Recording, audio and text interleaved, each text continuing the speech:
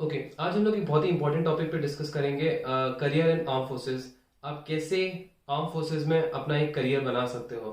क्योंकि मैंने ये काफ़ी नोटिस किया है कि स्कूल में, जो स्कूल लेवल पे काफ़ी सारे ऐसे बच्चे हैं जिनको आर्म फोर्सेस के बारे में कुछ पता ही नहीं है। हालांकि उनको ज्वाइन करना है, बट उनको ये नहीं पता है कि तरीका क्या है आर्म फोर्सेस ज्वाइन करने का। तो ये वीडियो उनके लिए है। तो अगर मैं आपको बताऊं, करियर इन आर्म फोर्सेस ये एक बहुत ही अच्छा अपॉर्चुनिटी है। और जो यहाँ पे करियर है वो एक ऐसा करियर है जो आपको कहीं भी दूसरे प्रोफेशन में देखने के लिए नहीं मिलेगा। ओके, क्योंकि आपको देश का सेवा करने का मौका मिल रहा है। ओके, और ये एक ऐसा जॉब है जहां पर रिस्पॉन्सिबिलिटी सबसे ज्यादा है। और यहाँ पर आप देश की सेवा कर रहे हो तो जो उसका प्राइड है वो एक अलग ही है। तीसरी चीज जो है, यहाँ पर आपको जो रिस्पेक्ट मिलेगी वो अनमैचेबल है। ठीक है, तो serving the country in the best way you can is by joining the arm forces. Okay, तो मैं ये समझता हूँ कि अगर जिन लोगों ने सोचा है कि यार क्लास 12 के बाद हम एनडीए ज्वाइन करेंगे या ऑफिसर्स ट्रेनिंग एकेडमी ज्वाइन करेंगे या नेवल एकेडमी ज्वाइन करेंगे, ये आपने एक बहुत ही सही डिसीजन लिया है। ठीक है, बट काफी सारे ऐसे क्वेरीज हैं बच्चों के जो रहता है कि सर 10th के बाद हम क्या लें, या फिर सर अभी हम 12th में हैं तो अभी हम क्या करें। तो ये वीडियोस बेसिकली उनके लिए है। तो बेसिकली ये 10th 11th 12th या फिर अगर आप 8th 9th में हो, कोई भी क्लास में हो, आप ये वीडियो को ध्यान से देखिए, सो दैट जो 8th 9th 10th के जो बच्चे हैं वो अपना स्ट्रीम है 11th 12th में आप उसके अकॉर्डिंगली ले सकते हो, अगर आपने चाहा है आर्मी नेवी या एयरफोर्स में एज अ ऑफिसर बनने की। तो ओके, तो मैं आपको यहाँ पर बेसिकली ये बताऊंगा कि कौन कौन से एंट्रीज होते हैं एक पर्टिकुलर एकेडमी के लिए ज्वाइन करने के लिए, और उसके जो स्टेजेस होते हैं वो कैसे होते हैं। ठीक है, तो चलिए शुरू करते हैं। आर्मी ज्वाइन करने के लिए या फिर आर्म फोर्सेस ज्वाइन करने के लिए दो अलग अलग एंट्री होती है। एक होती है डायरेक्ट एंट्री और एक होती है इनडायरेक्ट एंट्री। मैं पहले इनडायरेक्ट एंट्री के बारे में डिस्कस करता हूं। इनडायरेक्ट एंट्री जो होती है, इसमें आपको एक एग्जाम देना पड़ता है। एग्जाम क्लियर करने के बाद आपको एक इंटरव्यू देना पड़ता है जिसको हम बोलते हैं एसएसबी। एसएसबी का फुल फॉर्म होता है सर्विस सिलेक्शन बोर्ड। ओके, आपको ये इंटरव्यू देना पड़ता है। ये इंटरव्यू के बाद आपका मेडिकल होता है, मेडिकल एग्जामिनेशन, और मेडिकल एग्जामिनेशन के बाद आपका लगता है मेरिट लिस्ट। जब आप ये सारे स्टेजेस क्लियर कर लेंगे, आपने एग्जाम भी क्लियर कर दिया, एसएसबी भी क्लियर कर दिया, आपका मेडिकल एग्जामिनेशन भी क्लियर हो चुका है और आपका नाम मेरिट लिस्ट में आ गया है, तो आप अकेडमी ज्वाइन करते हैं। ओके, तो आप अकेडमी ज्वाइन करते हैं। अब हम बात करते हैं डायरेक्ट एंट्री की। ठीक है, मैं इनडायरेक्ट एंट्री के बारे में बहुत डिटेल में बताऊंगा अभी थोड़ी देर में। पहले मैं आपको बताया था डायरेक्ट एंट्री में क्या क्या है ना। डायरेक्ट एंट्री जो है, डायरेक्ट एंट्री में ना, एज द नेम सजेस्ट, आपको डायरेक्टली एसएसबी के लिए बुलाया जाता है। एसएसबी इंटरव्यू के लिए बुलाया जाता है आपको। फिर वही सेम चीज है, मेडिकल हो गया, फिर वही सेम चीज है, मेरिट लिस्ट हो गया, और फिर आप एकेडमी ज्वाइन करते हो। ओके, तो जाहिर सी बात है, फिर आप सोचोगे ओ मतलब इन दोनों में यार एग्जाम भी देना पड़ रहा है, तो इसमें एग्जाम देना पड़ रहा है, इसमें एग्जाम देना नहीं पड़ रहा है यार, ये तो फिर बहुत ही बढ़िया एंट्री है। हम तो फिर यही चूज करेंगे, डायरेक्ट एंट्री चूज करेंगे, है ना। क्योंकि इसमें एग्जाम तो देने की जरूरत नहीं है, डायरेक्टली एसएसबी का इंटरव्यू आता है, इंटरव्यू देंगे, मेडिकल देंगे, मेरिट लिस्ट में आ जाएंगे। तो यहाँ पर 3 स्टेजेस है, यहाँ पर 4 स्टेजेस है ना। पर यहाँ पर कुछ कंडीशंस है। ठीक है, यहाँ पर कुछ टर्म्स एंड कंडीशंस है। ओके, जो भी चीज दुनिया में आसान लगती है ना, हमेशा याद रखना उसके पीछे कुछ ना कुछ तो चीजें छुपी रहती है। तो यहाँ पर भी कुछ चीजें छुपी हुई हैं। वो कौन सी चीजें, आइए हम उसको समझने की कोशिश करते हैं। सबसे पहले डायरेक्ट एंट्री जो है, डायरेक्ट एंट्री के लिए सिर्फ और सिर्फ साइंस के बच्चे अप्लाई कर सकते हैं। तो जो आर्ट्स एंड कॉमर्स है ये उनके लिए नहीं है, पहली चीज। दूसरी चीज, अगर आपने साइंस लिया है, आपके पास फिजिक्स होना चाहिए, केमिस्ट्री होना चाहिए और मैथ्स होना चाहिए। ये तीनों सब्जेक्ट कंपलसरी है, फिजिक्स केमिस्ट्री एंड मैथ्स। पहला कंडीशन ये है।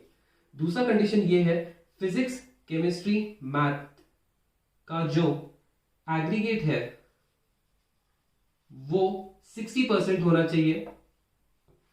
अगर आपका पीसीएम का एग्रीगेट 60% है, इसका मतलब है देन यू कैन अप्लाई। मतलब अगर मान लीजिए आपके 12th में फिजिक्स केमिस्ट्री मैथ्स में तीनों का एग्रीगेट करके या तीनों का एवरेज करके अगर आपका मार्क्स 60% या उससे ज्यादा आ रहा है, इसका मतलब है आप डायरेक्ट एंट्री के लिए अप्लाई कर सकते हैं। इसका मतलब ये नहीं है कि आपको एसएसबी का कॉल लेटर आएगा या आपको एसएसबी इंटरव्यू के लिए बुलाया जाएगा। इसका मतलब है 60% पे आप इस एंट्री के लिए अप्लाई कर सकते हैं joinindianarmy.nic.in के ऑफिशियल वेबसाइट पर जाकर। आप वहां पर जो इनका नोटिफिकेशन आता है, आप उस नोटिफिकेशन पे उनका जो लिंक है उस पर क्लिक करके आपका फॉर्म सबमिट हो जाएगा अगर आपका 60% या उससे ज्यादा है। अगर आपका 59.99 भी है तो आप अप्लाई भी नहीं कर सकते। ठीक है, तो अगर आपका पीसीएम एग्रीगेट 60% है देन यू कैन अप्लाई, पहली चीज। ठीक है, अब तीसरी चीज जो आती है वो है, अब देखिए ये PCM aggregate 60% then you can apply for this entry. ठीक है, ये जो डायरेक्ट एंट्री होती है ना, इस डायरेक्ट एंट्री का नाम होता है टीईएस। टीईएस का फुल फॉर्म होता है technical entry scheme. Technical entry scheme.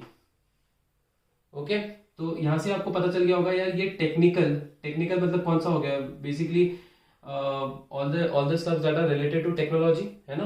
तो टेक्निकल किस में आ गया, साइंस में आ गया। तो इसलिए ये जो एंट्री है सिर्फ साइंस के बच्चे अप्लाई कर सकते हैं। ओके, नाउ ये तो हमने दो चीजें डिस्कस कर ली। अब जो तीसरी चीज है ना, ये थोड़ी इंपॉर्टेंट है क्योंकि यही तीसरी कंडीशन आपको बताएगी कि आपको एसएसबी का इंटरव्यू का कॉल लेटर आएगा कि नहीं। वो है आपका पीसीएम का एग्रीगेट। ठीक है, पीसीएम का एग्रीगेट। अगर मान लीजिए कोई एक बच्चा जिसको पीसीएम में 88% आ गया। ठीक है, मान लीजिए कोई एक बच्चा जिसको पीसीएम में 88% आ गया। ठीक है, हम एक बच्चे का कंडीशन लेकर चल रहे हैं, उसको 88% आया। नाउ क्या होता है ना, जब डायरेक्ट एंट्री अपना नोटिफिकेशन रिलीज करती है, आप लोग जाकर अप्लाई करते हो और 1 या 2 महीने बाद इंडियन आर्मी डिक्लेयर करती है कि जो कट ऑफ वो पीसीएम का है 89%। 89% है पीसीएम का कट ऑफ। मान लीजिए अगर उन्होंने नोटिफिकेशन में बोला है कि फिजिक्स केमिस्ट्री मैथ्स का कट ऑफ है 89%, तो इसका मतलब है जितने भी बच्चों ने डायरेक्ट एंट्री के लिए अप्लाई किया था और जितने भी बच्चों को 89% से ज्यादा मिला है या 89% मिला है, उनको एसएसबी का कॉल लेटर आएगा। उनको एसएसबी का कॉल लेटर आएगा। सो यहाँ पर मैं लिखूंगा पीसीएम एग्रीगेट ग्रेटर देन और इक्वल टू कट ऑफ। जितने भी बच्चों को पीसीएम एग्रीगेट कट ऑफ के इक्वल आया या उससे ज्यादा आया, उन्हीं बच्चों को एसएसबी का कॉल लेटर आएगा। तो जैसे मान लीजिए ये बच्चा है, इसको 88% मिला है ना, हालांकि 60% से ज्यादा है, इसने अप्लाई तो कर दिया, बट जब फाइनल कट ऑफ आया पीसीएम का उसमें 89% है, तो ये बच्चे को एसएसबी का कॉल लेटर नहीं आएगा। ओके, इस बच्चे को एसएसबी का कॉल लेटर नहीं आएगा। और ऑन द अदर हैंड अगर मान लीजिए एक और बच्चा है जिसको मान लीजिए पीसीएम में 90% आया, तो इसको कॉल लेटर आ जाएगा क्योंकि इसने कट ऑफ क्लियर किया। ठीक है, तो लास्ट टाइम जो कट ऑफ था टीईएस का, आई थिंक वो था 88% का कट ऑफ था। तो जितने भी बच्चों को पीसीएम में फिजिक्स, देखिए मैं बोर्ड की बात नहीं कर रहा हूं, मैं फिजिक्स केमिस्ट्री मैथ्स की बात कर रहा हूं, जिनको भी फिजिक्स केमिस्ट्री मैथ्स का एग्रीगेट 88% या उससे ज्यादा आया है, उनको एसएसबी के कॉल लेटर्स आए हैं। ओके, तो ये है डायरेक्ट एंट्री। अब फिर एक और सवाल आता है, बट सर डायरेक्ट एंट्री में हम कौन कौन से सर्विसेज के लिए अप्लाई कर सकते हैं। पहली बात तो आप समझने की कोशिश कीजिए, हमारी आर्म फोर्सेस में 3 सर्विसेज है। एक है आर्मी, एक है नेवी और एक है air force. Okay, now technical entry scheme open है सिर्फ 2 सर्विसेज के लिए, एक है आर्मी के लिए और एक है नेवी के लिए। अनफॉर्चुनेटली एयरफोर्स ऐसे कोई डायरेक्ट एंट्री, उनका कोई ऐसा नोटिफिकेशन नहीं है या उनकी ऐसी कोई एंट्री नहीं है डायरेक्ट एंट्री करके एयरफोर्स वालों के लिए। ठीक है, तो आर्मी और नेवी की ही है। ओके, कई बार आपको नेवी की 10+2 बीटेक एंट्री भी बोलते हैं। ठीक है, तो डायरेक्ट एंट्री जो होती है वो बेसिकली आपको बीटेक डिग्री देती है। बीटेक आपको पता होगा इंजीनियरिंग डिग्री देती है। तो यहाँ की जो डिग्री होती है वो एक इंजीनियरिंग डिग्री होती है, और यही इंजीनियरिंग डिग्री लेकर आप आर्मी में एक सपोर्ट सिस्टम या एक सपोर्ट आप काम करते हो for the rest of the army people. ठीक है, तो जैसे अगर मान लीजिए अगर आपका स्पेशलिटी है इलेक्ट्रॉनिक्स एंड टेलीकम्युनिकेशंस में, तो आपको डाल दिया जाएगा सिग्नल कोर में of the Indian army. Okay, अगर आपका स्पेशलिटी है सिविल इंजीनियरिंग, तो आपको डाल दिया जाएगा इंजीनियर कोर में। अगर आपकी स्पेशलिटी बीटेक एंट्री में मैकेनिकल इंजीनियरिंग है, तो आपको डाल दिया जाएगा ईएमई में। तो अलग अलग होते हैं, वो तो ऑब्वियसली बात है, वो सभी स्टेजेस क्लियर करने के बाद ही आपको वो बताया जाएगा। ओके, तो ये डायरेक्ट एंट्री के बारे में मैंने आपको बता दिया। अभी एक और एंट्री होती है जिससे आप आर्मी, नेवी या एयरफोर्स ज्वाइन कर सकते हो एज एन ऑफिसर। वो एंट्री होती है नीट की एंट्री। हालांकि नीट की ये कोई एंट्री नहीं है, बट आप नीट का एग्जाम देकर भी अगर आपके नीट में अच्छे स्कोर आते हैं तो आप एएफएमसी ज्वाइन कर सकते हो। आपको पता है, अब मुझे बताने की जरूरत तो है नहीं, नीट के लिए जो कंपलसरी सब्जेक्ट्स है वो है फिजिक्स, केमिस्ट्री, बायोलॉजी। ओके, तो जो भी बच्चे अगर नीट में बहुत अच्छा स्कोर करते हैं तो वो एएफएमसी ज्वाइन कर सकते हैं। एएफएमसी में आप 5 years का एमबीबीएस कोर्स रहता है, जिसके बाद आपको आपके रिस्पेक्टिव सर्विसेज में डाला जाता है। अगेन इसमें भी 3 ऑप्शंस रहता है, आर्मी, नेवी और एयरफोर्स। ठीक है, तो ये 2 तरीके हैं जिसपे आप आर्म फोर्सेज में एज एन ऑफिसर ज्वाइन हो सकते हो। डायरेक्ट एंट्री और ये नीट का एग्जाम देकर, जिसमें अगर आपके अच्छे मार्क्स आएंगे तो आप एएफएमसी ज्वाइन करके वहां पर 5 years का एमबीबीएस कोर्स करके फिर आप अपने रिस्पेक्टिव सर्विसेज में ज्वाइन कर सकते हो। तो ये 2 एंट्रीज है, मतलब हालांकि हाँ एक ही डायरेक्ट एंट्री है, बट उसमें ये 2 अलग अलग है। एक है बीटेक, एक ऐसी एंट्री जो आपको बीटेक डिग्री ऑफर करती है, और एक जो है एक ऐसी डिग्री जो आपको एमबीबीएस ऑफर करती है। ओके, यहाँ पर जो ऑफिसर्स बनते हैं ना वो बेसिकली आर्मी की या फिर एयरफोर्स या नेवी की मेडिकल कोर्स को ज्वाइन करते हैं। ओके, अच्छा अब हम आते हैं इनडायरेक्ट एंट्री पे। इनडायरेक्ट एंट्री बड़ी इंटरेस्टिंग एंट्री है। ठीक है, अब मैं आपको बताऊंगा वीडियो के एंड में, मैं आपको बताऊंगा कि कौन सी एंट्री अच्छी है और कौन सी एंट्री ऐसी है कि जहां पर आपको फायदा हो सकता है, यहाँ पर नुकसान हो सकता है। कभी भी आप कोई चीज को देखते हो तो आपको हमेशा ये देखना होता है कि किसमें आपका फायदा और किसमें आपका नुकसान है, और इसके हिसाब से आपको डिसीजन लेना है। ठीक है, तो मैं आपको बताऊंगा इन दोनों डिग्री में कौन सा फायदेमंद है और कौन सा, हालांकि दोनों दोनों ही फायदेमंद है, बट वो डिपेंड करता है कि आपका स्ट्रीम क्या है, उस पर बहुत ज्यादा डिपेंड करता है। ठीक है, अब हम बात करते हैं इनडायरेक्ट एंट्री की। इनडायरेक्ट एंट्री में जैसे मैंने आपको बताया, आपको एक एग्जाम देना पड़ता है, फिर इसके बाद एक आपका सर्विस सिलेक्शन बोर्ड जो एसएसबी बोलते हैं जिसको, इसके बाद आपका मेडिकल एग्जामिनेशन होता है, इसके बाद आपका फिर मेरिट लिस्ट लगता है, और फिर आप एकेडमी ज्वाइन करते हो। तो ये जो इनडायरेक्ट एंट्री होती है ना, मैं यहाँ पर जिस एंट्री की बात कर रहा हूँ वो है नेशनल डिफेंस एकेडमी या फिर नेवल एकेडमी। ओके, मुझे इसको बताने की जरूरत नहीं है, काफी सारे जो एस्पिरेंट्स हैं उनको पता रहेगा, बट फिर भी मैं एक जो पहली बार वीडियो देख रहे हैं उनको मैं बता देता हूँ। एनडीए मतलब होता है नेशनल डिफेंस एकेडमी, और एनए होता है नेवल एकेडमी। एनडीए खड़गवासला में है, पुणे में, और नेवल एकेडमी एजेमेला, केरला में। एनडीए एक ट्राई सर्विस एकेडमी है जहां पर cadets from all the 3 services, army, navy, air force, एक साथ ट्रेन करते हैं। यहां पर इस एकेडमी में जो भी कैडेट्स हैं उनको मोल्ड कर दिया जाता है, और जब वो इस एकेडमी से बाहर जाकर अपनी सर्विस एकेडमी ज्वाइन करते हैं तो they join it as an officer. Okay, तो इसी एकेडमी में उनको बहुत ज्यादा, मतलब जैसे लोहे को आग के ऊपर से नहीं डालते हैं, ये एनडीए वो काम करता है। ठीक है, ये एक यंग बॉय को एक कैडेट के तौर पे बना देता है। ठीक है, तो बड़ा अच्छा एकेडमी है।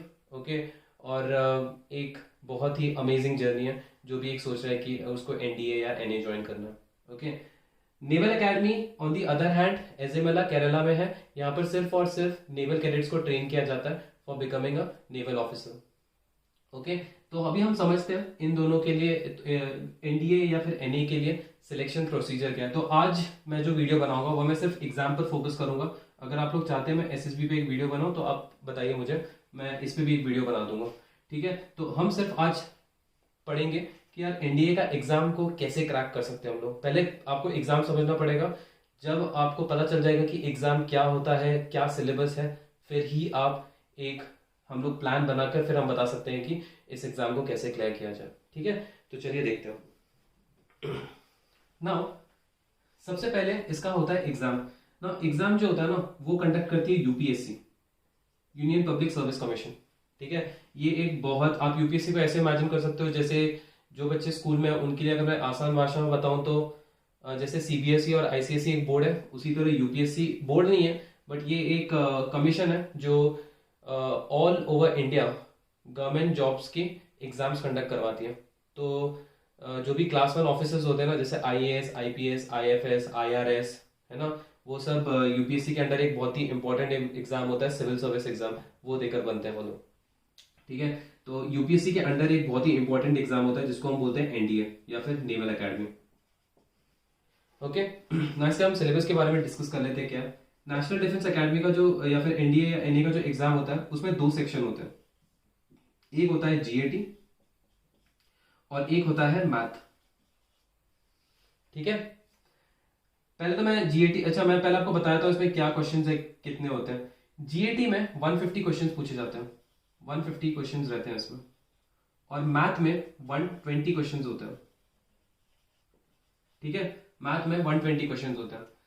जीएटी में आप, जीएटी का जो पेपर होता है ना वो समवेयर अराउंड 600 मार्क्स का होता है, और मैथ का पेपर जो होता है वो अराउंड 300 मार्क्स का होता है। मैं यहाँ पर क्वेश्चंस लिख देता हूँ और मैं यहाँ पर मार्क्स लिख देता हूँ। ओके। अब देखिए ये कॉम्पिटिटिव एग्जाम है। अब एक चीज को समझने की कोशिश कीजिए, ये एक कॉम्पिटिटिव एग्जाम, ठीक है। और ऐसा नहीं है कि एनडीए के लिए बहुत कम बच्चे अप्लाई करते हैं। पूरी इंडिया से काफी लाखों में एप्लीकेशंस आते हैं और सीट्स लिमिटेड है ना। तो यहाँ पर रिजेक्शन रेट भी काफी ज्यादा होगा। तो यहाँ पर हमेशा जब ना कोई भी ऐसा कॉम्पिटेटिव एग्जाम है जहाँ पर संख्या बहुत ज़्यादा है, जहाँ पर एप्लीकेशंस बहुत ज़्यादा आते हैं और सीट्स लिमिटेड है, तो वहाँ पर generally most of the time आप देखना वो कॉम्पिटेटिव एग्जाम में नेगेटिव मार्किंग रहती है। तो इसमें भी नेगेटिव मार्किंग रहती है, नेगेटिव मार्किंग। ओके ना, वो जो नेगेटिव मार्किंग है वो है, अगर मैथ्स में नेगेटिव मार्किंग होती है 0.83 और नेगेटिव मार्किंग जीएटी के इसमें होती है 1.33, 0.83 और 1.33। ओके, मतलब अगर आपने एक क्वेश्चन गलत किया तो आपका 1.33 मार्क्स कट होगा। अगर आपने दो क्वेश्चन गलत किए तो 1.33 इंटू 2, तो उतना माइनस होता जाएगा उसमें से। ठीक है, ये है पूरा पेपर पैटर्न। मैंने आपको बता दिया क्वेश्चन कितने, मार्क्स कितने और नेगेटिव मार्किंग कितनी होती है फॉर ईच क्वेश्चन। एक क्वेश्चन गलत होता है इतने मार्क्स कट होते हैं आपके। ओके, नाउ सिलेबस के बारे में बता देता हूँ क्या होता है। देखिए मैथ जो होता है ना, मैथ्स पूरा क्लास 12th मैथ्स होता है इसमें, पूरा क्लास 12th मैथ। ओके, पूरा जो इसका मैथ होता है ये पूरा क्लास 12th होता है। तो जो भी क्लास 12th का सिलेबस है, या क्लास 11th एंड 12th का, सॉरी क्लास 11 प्लस क्लास 12 आप दोनों कीजिए, बहुत ज़्यादा इंपॉर्टेंट है। ओके, मैं बताऊंगा। काफ़ी सारे होंगे जो आर्ट्स या ह्यूमैनिटीज़ वाले बच्चे होंगे, या सॉरी ह्यूमैनिटीज़ एंड कॉमर्स के बच्चे होंगे, उनको लगेगा यार खत्म हो गया वीडियो, तो देखना ही नहीं है आगे, क्योंकि यार मैथ तो हमसे हो नहीं पाएगा और तो फिर क्या ही फायदा देखने का। मैं आपको बताता हूँ, ठीक है, क्या है इसका मतलब, इसको मैं बताता हूँ कैसे करना है। तो इतना समझ लिए कि मैथ क्लास 11th और क्लास 12th का लेवल का आता है। अब जीएटी जो होता है ना, जीएटी का पेपर बड़ा इंटरेस्टिंग है, क्योंकि जीएटी में कुछ सेक्शंस हैं। सबसे पहला जो है वो है फिजिक्स, इसके बाद जो है वो है केमिस्ट्री, इसके बाद जो है वो है जनरल साइंस। जनरल साइंस का मतलब होता है जो नॉर्मल बायोलॉजी, जो आप लोगों ने क्लास 10th लेवल तक पढ़ा हुआ है। ठीक है, फोर्थ जो है वो है हिस्ट्री या फिर फ्रीडम मूवमेंट और उससे रिलेटेड क्वेश्चंस। तो मैं यहाँ पर एक्सेट्रा डाल देता हूँ, फ्रीडम मूवमेंट या फिर एक्सेट्रा। फिफ्थ जो है वो है ज्योग्राफी, और सिक्स जो है वो है पॉलिटिकल साइंस, और सेवन जो है वो है करंट अफेयर्स या फिर करंट इवेंट्स बोल सकते हैं आप उसको, current events. Sorry political science नहीं है, करंट इवेंट्स। ठीक है, इसको इंग्लिश कर,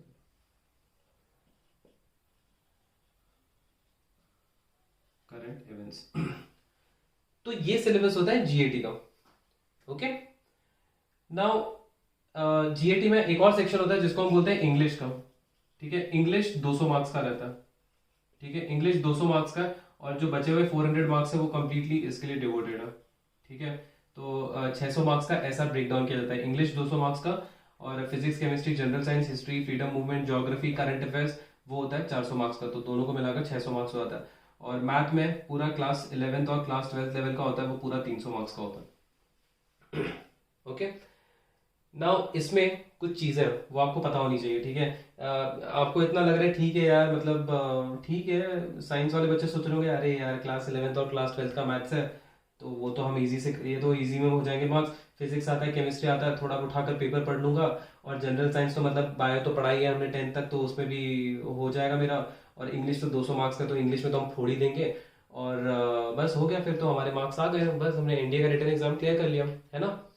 अच्छा, इसमें मैं कुछ चीज़ें आपको बता देता हूँ। पहली बात तो तब आप ये सब चीज़ें बोलना, ठीक है, मैं पहले आपको कुछ चीज़ें बता देता हूँ इसमें। देखिए, इसको मैं इरेज कर देता हूँ थोड़ी देर के लिए। ठीक है, एनडीए के एग्जाम में ना दो चीज़ें होती हैं, एक होता है सेक्शनल कट ऑफ और एक होता है ओवरऑल कट ऑफ। एक होता है ओवरऑल कट ऑफ। ठीक है, मैं बहुत ध्यान से सुनना मैं क्या बता रहा हूँ, ध्यान से सुनिए। मान लीजिए आपके पास जीएटी है और मान लीजिए आपके पास मैथ है। मैं आपको कुछ सिचुएशन बनाऊंगा, ठीक है।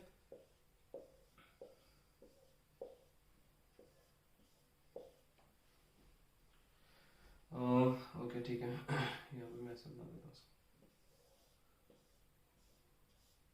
हूँ। ओके ठीक है, जीएटी का पेपर कितना होता है? जीएटी का पेपर 600 मार्क्स का होता है, राइट? और मैथ का पेपर 300 मार्क्स का होता है।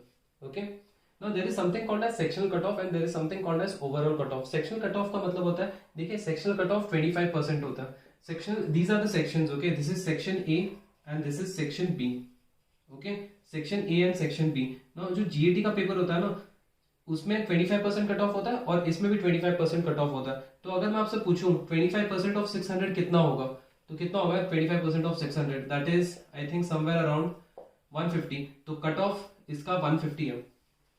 मतलब अगर आपने जीएटी के पेपर में 150 से ज्यादा मार्क्स लाया तो आप जीएटी का पेपर आपका क्लियर होगा। ठीक है, जीएटी का पेपर क्लियर होगा। बहुत ध्यान से सुनना मैं क्या बोल रहा हूँ, जीएटी का पेपर क्लियर होगा अगर आपने 150 से ज्यादा लेकर आया तो। ठीक है, मैं इसको यहाँ पर लिख देता हूँ।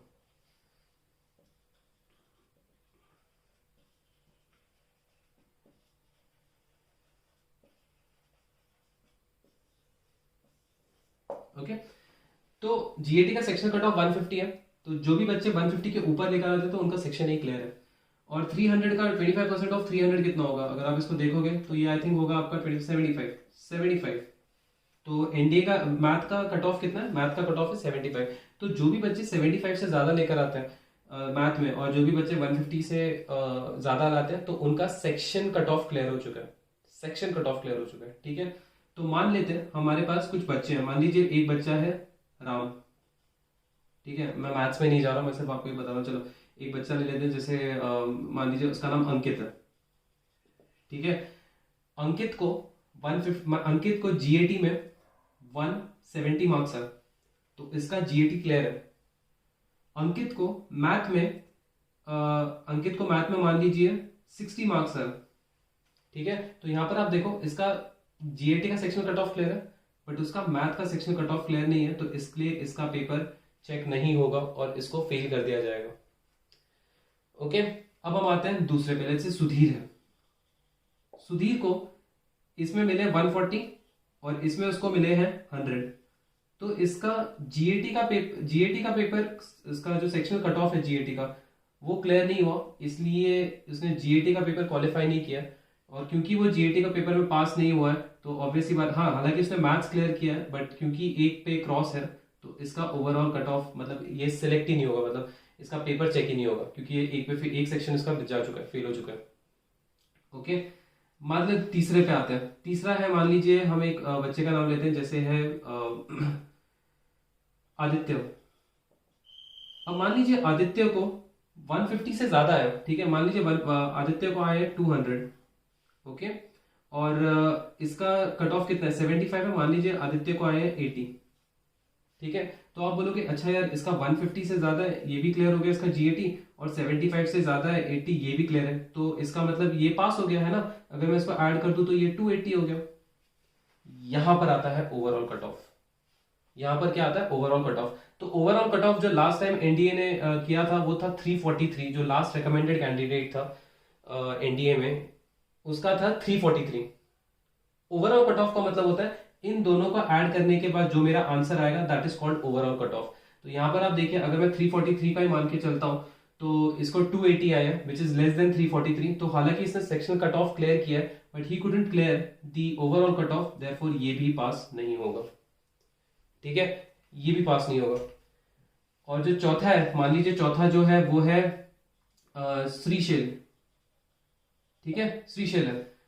श्रीशैल का मान लीजिए उसके मार्क्स आए हैं 150 कट ऑफ है, मान लीजिए उसको आया 300, उसको 300 आया मार्क्स में। ओके, और उसको मैथ में 75 है ना, तो उसको मान लीजिए आए 100। तो इसका टोटल कितना हो गया 400। मेरा कट ऑफ कितना है 343 है, मेरे को कट ऑफ से ज्यादा मार्क्स आए हैं, तो इसलिए मेरा रिटर्न एग्जाम क्लियर हो जाएगा और मेरा नाम आएगा सिलेक्टेड कैंडिडेट्स में। हालांकि नाम नहीं आता है, रोल नंबर आता है। ओके, तो ये है पैटर्न जो मैं आपको बता चुका हूं कैसा है। ठीक है, तो आप इन चारों चीजों को देखिए, इन चारों कैडेट्स के आप मार्क्स को एनालाइज कीजिए और आप समझ सकते हैं कि कितना इंपॉर्टेंट है सेक्शनली कट ऑफ क्लियर करना और ओवरऑल कट ऑफ क्लियर करना। ओके, समझ गए? क्योंकि इसी बेसिस पे मैं आपको बता सकता हूं कि एग्जाम के लिए कैसे तैयारी करनी है, कैसे एग्जाम के लिए तैयारी नहीं करनी है। ठीक है, मतलब क्या इंपॉर्टेंट है जिसको करना है, और कैसे आप सेक्शन को कट ऑफ को क्लियर कर सकते हैं, वो सब चीजें मैं आपको भी बताऊंगा। ठीक है, तो ये था the difference between section cut off and overall cut of. Okay, चलिए आगे बढ़ते हैं। अब मैं बताता हूं, अब हम आते हैं कैडेट्स पे। कैडेट्स के कौन कौन से सर्विस के कैडेट्स किस चीज के लिए अप्लाई कर सकते हैं। ठीक है, तो यहां पर ध्यान दीजिए, 3 सर्विसेज है, आर्मी, नेवी और एयरफोर्स। ओके, आर्मी, नेवी और एयरफोर्स। सबसे पहले तो ये जो एनडीए का एग्जाम है ना, एनडीए का एग्जाम आप दे सकते हैं। बेसिकली एनडीए का एग्जाम कोई भी दे सकता है, चाहे वो साइंस का हो, चाहे वो ह्यूमैनिटीज या फिर आर्ट्स का हो, चाहे वो कॉमर्स का हो, ये एग्जाम कोई भी दे सकता है। ठीक है, बट यहां पर कुछ कंडीशंस है। नेवी और एयरफोर्स एक ऐसी सर्विसेज है जहां पर ऑफिसर्स को बहुत ज्यादा टेक्निकल पे काम करना होता है। ठीक है, टेक्नोलॉजी पे उनको बहुत ज्यादा काम करनी पड़ती है, तो उनका जो टेक्निकल नॉलेज है वो बहुत अच्छा होना चाहिए। ओके, तो इसीलिए नेवी और एयरफोर्स जनरली जो कैडेट सिलेक्ट करेंगे वो होंगे साइंस स्टूडेंट, साइंस से। आर्मी भी साइंस को लेती है। ठीक है, तो जो साइंस स्टूडेंट है वो आर्मी के लिए भी अप्लाई कर सकता है, वो नेवी के लिए भी अप्लाई कर सकता है, और वो एयरफोर्स के लिए भी अप्लाई कर सकते हैं। पर जो कॉमर्स और ह्यूमैनिटीज के बच्चे हैं वो सिर्फ और सिर्फ आर्मी विंग के लिए अप्लाई कर सकते हैं। कॉमर्स एंड आर्ट्स के जो बच्चे हैं वो सिर्फ और सिर्फ आर्मी विंग के लिए अप्लाई कर सकते हैं। ओके, फिर आता है, अरे यार क्या चल रहा है यार, एक तो जीएटी है सिलेबस में और एक मैथ है, और मैथ भी सर आपने बता दिया क्लास 11th और क्लास 12th लेवल का है ना। और कॉमर्स और आर्ट्स वालों का तो हमने तो 11th के 10th के बाद कॉमर्स और आर्ट्स इसलिए लिया क्योंकि हमको मैथ से छुटकारा चाहिए। अब यार मैथ हमसे नहीं हो रहा है यार, अभी मैथ तो जरूरी है, उसका सेक्शन कट ऑफ क्लियर करना जरूरी है, क्योंकि मैथ में कितना चाहिए हमको 75 मार्क्स चाहिए। ठीक है, और जीएटी में कितना चाहिए हमको, जीएटी में हमने बताया था ना कितना है इसका, 25% ऑफ 600, 150, तो 150 मार्क्स चाहिए मेरे को जीएटी में। चलो जीएटी का तो समझ सकते हैं, जीएटी का तो मैं लेकर आ जाऊंगा, बट यार मैथ में कहाँ से लाऊं यार 75 मार्क्स, मैंने तो लिया भी नहीं है कॉमर्स और आर्ट में। तो यहाँ पर आप एक चीज को समझने की कोशिश कीजिए। ठीक है, पहले आई थिंक आपको इसमें कोई क्लियर नहीं है, आपको मैं बता चुका हूँ कि कौन से स्ट्रीम के बच्चे किस किस चीज के लिए अप्लाई कर सकते हैं। ठीक है, अब मैं आपको बताता हूँ इस चीज के लिए प्रोसीड कैसे करना है। ठीक है, इसको मैं इरेज कर देता हूँ। नाउ समझने की कोशिश कीजिए, जो लास्ट रिकमेंडेड कैंडिडेट था ना वो 343 का था, याद रखना, इसको याद रखना। ठीक है, आप टारगेट, ये लास्ट बंदा है, ठीक है, लास्ट रिकमेंडेड कैंडिडेट है, तो इसके मार्क्स 343 आए थे। आप जो एम करोगे ना वो 343 एम नहीं करोगे, आप उससे ज्यादा का एम करोगे, लगभग 370 प्लस, 370 से ऊपर का आप टारगेट रखोगे। ठीक है, क्योंकि हमेशा फ्लक्चुएट करता है, आप समझ रहे हो, ये कभी 343 हो सकता है, कभी ये 346 हो सकता है, कभी ये 348 हो सकता है। ठीक है, तो आप हमेशा 370 का टारगेट रखो। मैं तो 370 भी मैंने बहुत कम बोला, मैं तो बोल रहा हूँ 400 प्लस का टारगेट रखो, क्योंकि जब आप 400 का टारगेट हिट कर, जब आप 400 का टारगेट रखोगे ना तो कहीं जाकर आप 370 या 360 पे हिट करोगे।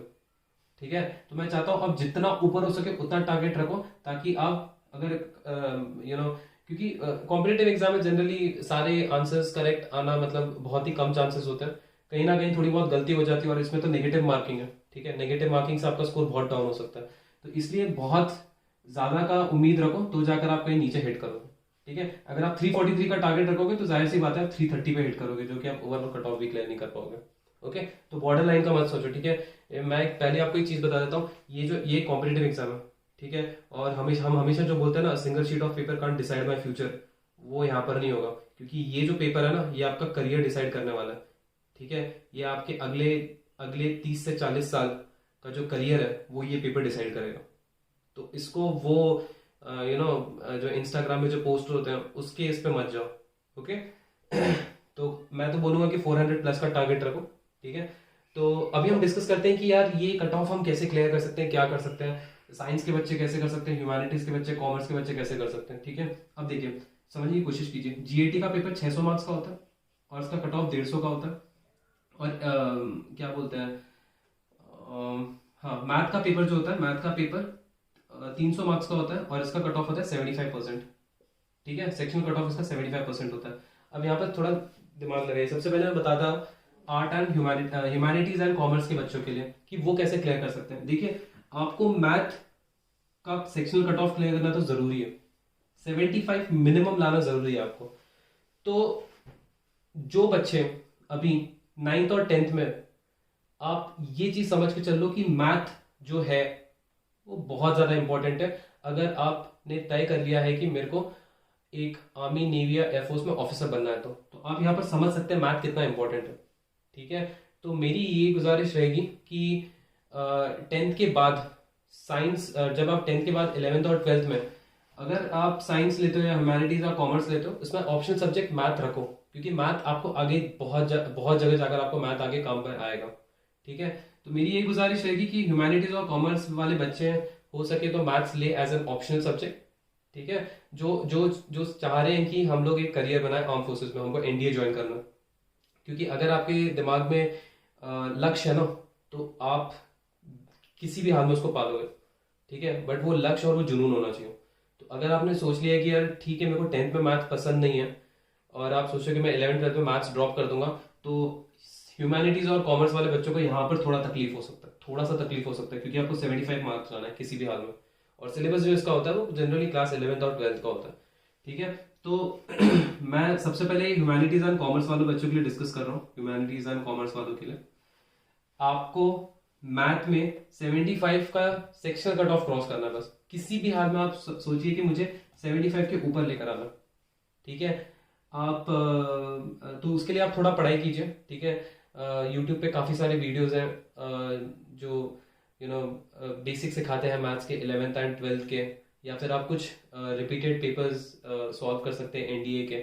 ठीक है। तो आपको बस 75 का कट ऑफ क्लियर करना। मान लीजिए आपके आ जाते हैं 76 भी आ जाते हैं, चलिए आप मान लीजिए आपके मार्क्स आते हैं 80, तो आपका ये सेक्शन कट ऑफ क्लियर हो चुका है मैथ का। अब हम आते हैं जीएटी पे। मेरे को लगता नहीं है ह्यूमैनिटीज वालों को, बच्चों को जीएटी में प्रॉब्लम होगा, क्योंकि आप लोग हिस्ट्री पढ़ रहे हो, फ्रीडम मूवमेंट के बारे में पढ़ रहे हो, ज्योग्राफी पढ़ रहे हो, करंट इवेंट्स पे अप टू डेट हो। ठीक है। जनरल साइंस तो बायोलॉजी तो आप लोगों ने पढ़ी ही रखी है ना, बायोलॉजी क्लास 10th लेवल तक। और इंग्लिश 200 मार्क्स का, तो 150 मेरा कट ऑफ है। और अगर मैं इसमें 200 मार्क्स भी लेकर आ जाता हूँ, अगर आप मान लीजिए पूरा इंग्लिश भी अच्छी तरह से करके जाते हैं, तो कितना हो जाएगा कट ऑफ, 280 हो जाएगा। बट आपका 343 का कट ऑफ क्लियर नहीं हो रहा है, तो आपको इंग्लिश में अच्छा तो करना ही पड़ेगा, बट आपको साथ ही साथ general science, history, geography, current events, इन सब में आपको अच्छा करना पड़ेगा। क्योंकि मैं मान सकता हूँ, मुझे पता है यार, फिजिक्स और केमिस्ट्री जो है ह्यूमैनिटीज और कॉमर्स वाले बच्चों के लिए शायद उतनी अच्छी नहीं होगी। एक आध क्वेश्चन 9th 10th लेवल का पूछा जा सकता है, एक आध क्वेश्चन, बहुत कम प्रोबेबिलिटी है।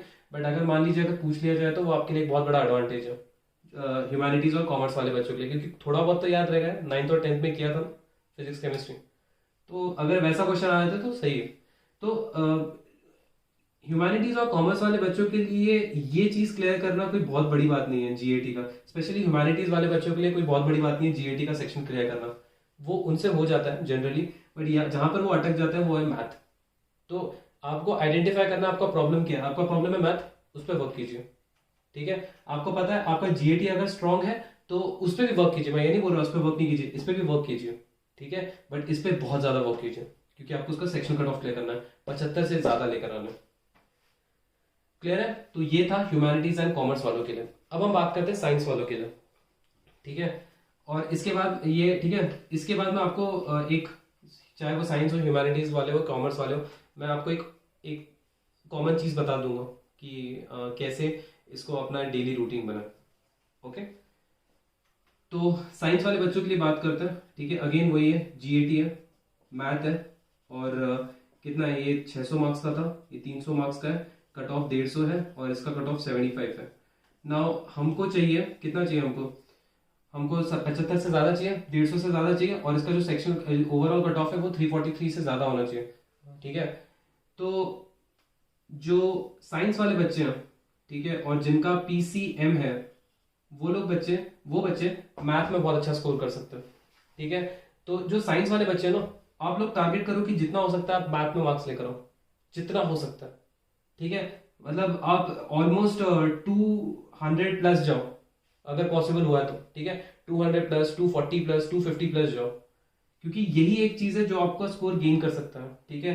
तो यहाँ पर मैं पकड़ के चलता हूँ कि अगर मान लीजिए आपका अगर 200 भी आता है इसमें मैथ में, आपको भी कितने लाने हैं? अगर आपको 200 चाहिए तो आपको इसमें और 200 मार्क्स चाहिए जीएटी में, है ना। जीएटी में 200 मार्क्स चाहिए आपको, ताकि 400, हम हमारा टारगेट क्या है, 400 का टारगेट है ना हमारा।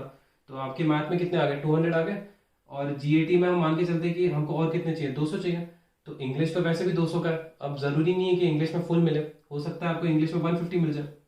और बाकी जो है फिजिक्स केमिस्ट्री है, और जनरल साइंस वही बायोलॉजी लेवल जो 10th लेवल का है। करंट मैं करंट इवेंट्स के पे बाद में आता हूँ। ठीक है। हाँ, आप जो साइंस वाले बच्चे हैं वो हिस्ट्री और ज्योग्राफी में थोड़ा डगमगा सकते हैं, क्योंकि हमारी इतना अच्छा नहीं है हिस्ट्री, फ्रीडम मूवमेंट, ज्योग्राफी। तो ये दोनों चीज़ों में हम थोड़ा सा डगमगा सकते हैं, बट बाकी सब चीज़ें जो है आप उसको परफेक्ट कर लीजिए। ठीक है। बाकी सारी चीज़ों को आप परफेक्ट कर लीजिए। तो मैं यही बोलूंगा साइंस स्टूडेंट वालों से, current events, general science, physics, chemistry, English, ये पांचों चीज़ें आप लोग स्ट्रॉन्ग करिए, और मैथ ऑब्वियसली बात है। ठीक है।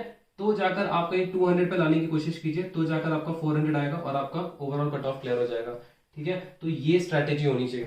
तो मैं अगर इसको मैं कोई जनरल ओवरव्यू देना है, तो ह्यूमैनिटीज एंड कॉमर्स वाले बच्चे focus more on GAT and try and focus more on GAT and maths पे उससे भी ज्यादा, क्योंकि you have to clear the sectional cut off math. ठीक है। Target to clear the sectional cut off math. GAT में ही आप स्कोर अपना इंक्रीज कर सकते हो, ह्यूमैनिटीज एंड कॉमर्स वालों के लिए बोल रहा हूँ। और साइंस वालों के लिए आपके पास एक बहुत ही अच्छी अपॉर्चुनिटी है, क्योंकि आपका मैथ स्ट्रांग है, और जीएटी में फिजिक्स केमिस्ट्री जनरल साइंस और इंग्लिश, इस पे आप लोग टारगेट कीजिए अपना जीएटी का स्कोर बढ़ाने का। ओके। तो ये था एक ओवरव्यू साइंस, ह्यूमैनिटीज, कॉमर्स वाले बच्चों के लिए कि वो एनडीए की तैयारी कैसे कर सकते हैं। ओके। यहां पर मैंने स्टार मार्क किया है करंट इवेंट्स में। करंट इवेंट्स, ये जो चीज है ना, जो बच्चे अभी 9th में, 10th में या फिर 11th में हैं, आप लोग इस चीज पे बहुत ज्यादा फोकस कीजिए। ठीक है। कैसे फोकस कर सकते हो? आप लोग रोज न्यूज़पेपर पढ़िए, रोज मैगजीन पढ़िए। ओके। करंट अफेयर्स के जो यूट्यूब चैनल्स हैं उनको देखिए। ओके। और जितना हो सकता है अप टू डेट रहिए, कौन सी चीज़, कौन सी प्रोग्राम आई है, या फिर गवर्नमेंट के कौन से नए स्कीम्स आए हैं, या फिर इंटरनेशनल अफेयर्स कैसे चल रहा है, नेशनल अफेयर्स क्या हो रहा है, और कोई बहुत जो हमेशा बनते रहता है लॉन्गेस्ट, बिगेस्ट, उन सब के बारे में जानकारी रखिए। ठीक है। तो आपको वो जानकारी कैसे आएंगी? न्यूज़पेपर पढ़ के, मैगजीन्स पढ़ के, अच्छे न्यूज़ चैनल देख के। ठीक है। जैसे राज्यसभा टीवी हो गया, ओके, डीडी न्यूज़ हो गया, जो जो सरकारी ओन्ड टीवी जो चैनल्स रहते हैं ना, जनरली आप उनको देखिए। ठीक है। वो हो गया। या फिर आप यूट्यूब में जाकर आप बहुत सारे कितने बड़े बड़े यूट्यूबर्स हैं जो बहुत ही नॉलेजेबल कंटेंट बनाते हैं ऑन करंट अफेयर्स, आप उनको देखिए। ठीक है। तो जो 9th 10th 11th में, ये उनके लिए। 12th वाले भी देख सकते हैं, ऐसा कुछ नहीं है 12th वाले नहीं देख सकते, बिल्कुल आप 12th वाले भी देख सकते हैं, बट आप उसको थोड़ा फास्टर रेट में करिए। ठीक है। करंट अफेयर जितना हो सकता है आप उसको थोड़ा सा जल्दी ग्रास्प कीजिए 12th वालों को। ओके। तो करंट इवेंट्स एक ऐसी चीज है जहां पर आपको अप टू डेट रहना पड़ेगा। और ये जो करंट इवेंट्स है ना, इसको मैंने स्टार मार्क पता है क्यों किया? क्योंकि ये जो चीज़ है ना, ये आपको दो जगह काम आएगी। एक तो ये आपको काम आएगी रिटर्न एग्जाम में, और इसके बाद एक और चीज़ होती है जहां पर, जिसको मैंने बोला था एसएसबी, वहां पर भी ये बहुत काम आएंगे, दो जगह काम आएंगे। ठीक है। तो करंट अफेयर्स, क्योंकि देखिए आप एक ऑफिसर बनने वाले हो आर्मी में, आप आर्म फोर्सेज में आप एक अफसर बनने वाले हो, आर्मी, नेवी, एयरफोर्स में। तो आपके लिए अप टू डेट रहना बहुत ज़्यादा ज़रूरी है। एक ऑफिसर को पता होना चाहिए उसके आसपास क्या चल रहा है। ठीक है। तो करंट इवेंट्स आपको पता होना चाहिए, मेरे आसपास क्या चल रहा है, इंटरनेशनल अफेयर्स क्या चल रहा है, नेबरिंग कंट्रीज में क्या हो रहा है, कौन से नए एमओडी साइन हुए हैं, कोई कौन से डिफेंस कॉन्ट्रैक्ट साइन हुए हैं, आर्मी के बारे में आपको पता होना चाहिए, उनके स्ट्रक्चर्स के बारे में आपको पता होना चाहिए, कौन सी अकेडमीज कहाँ पर है, जो मिसाइल्स हम लोगों ने डिफरेंट डिफरेंट कंट्री से प्रोक्योर किए हैं, जो फाइटर एयरक्राफ्ट हम लोगों ने प्रोक्योर किए हैं तो डिफरेंट डिफरेंट कंट्री से, वो कौन से ओरिजिन के हैं, उनकी क्या स्पेशलिटी है, वो सब आपको पता होना चाहिए। ठीक है, तो ये एक ओवरऑल व्यू मैंने आपको बता दिया है एनडीए एग्जाम के लिए कैसे तैयारी करनी है। ठीक है, तो अगर आप लोग 9th एंड 10th में हैं तो आपको पता चल चुका होगा कि मेरे को 11th और 12th में क्या लेना है, और जो बच्चे 11th में उनको समझ में आ गया होगा कि मुझे 12th में, या जब मैं अभी ऑब्वियसली बात है अभी नेक्स्ट ईयर 12th में जो आगे एकेडमिक ईयर में, तो मुझे किस चीज़ पे सबसे ज़्यादा फोकस करने की ज़रूरत है अगर मेरे को एनडीए का एग्जाम क्लियर करना है किसी भी हाल में तो। ओके, और जो 12th के बच्चे हैं जो अभी एग्ज़ाम देंगे अप्रैल में, या फिर जो अगस्त में एग्ज़ाम देंगे इस साल के, आपको मैंने बता चुका है कि तैयारी आपको कैसे करनी है। अगर मान लीजिए कोई ऐसे एस्पिरेंट्स हैं जो उन्होंने रिसेंटली जो सितंबर का एग्ज़ाम दिया था, अगर उन्होंने वो क्लियर नहीं किया तो आपको पता चल गया होगा कि आपको कहाँ अभी वर्क करने की ज़रूरत है। ओके, क्लियर है? So this is a video about how to, basically how to नहीं बोल सकता, बट आपको मैंने दो चीज़ें बता दी हैं। So I would say this is a video on different opportunities in arm forces, okay, after class 12th। Okay, चलिए, सो अपना ध्यान रखिएगा, जय हिंद, और अभी हम मिलते हैं नेक्स्ट वीडियो में। अगर आप चाहते हो मैं एसएसबी पे एक वीडियो बनाऊं तो प्लीज़ आप मुझे बता दीजिएगा कमेंट बॉक्स में। Thank you so much.